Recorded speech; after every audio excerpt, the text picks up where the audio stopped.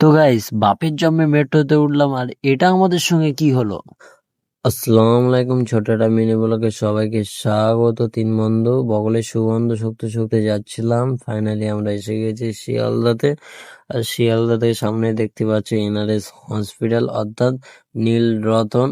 সামনে হসপিটাল দেখতে পাচ্ছি। আর এখান থেকে আমরা বেরিয়েছিলাম কলেজ স্ট্রিট যাওয়ার উদ্দেশ্যে বাসে করে।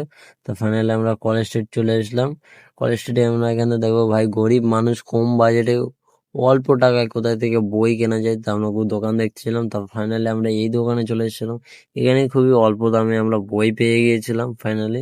তা কেনাকাটা হওয়ার পরে আমরা যাচ্ছি হাওড়া।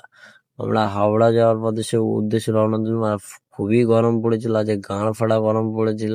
তার জন্য আমরা এখানে নিয়েছিলাম 3টে কুলফি নিয়েছিলাম বাসের মধ্যেই। তো তো ওখান থেকে আমরা পৌঁছে গিয়েছিলাম বড় বাজার। আর এই মার্কেটটা খুবই বড় মার্কেট, কলকাতার মধ্যে সব থেকে বড় মার্কেটে বড় বাজার। ওখান থেকে আমরা পৌঁছে গিয়েছিলাম তারপর হাওড়া।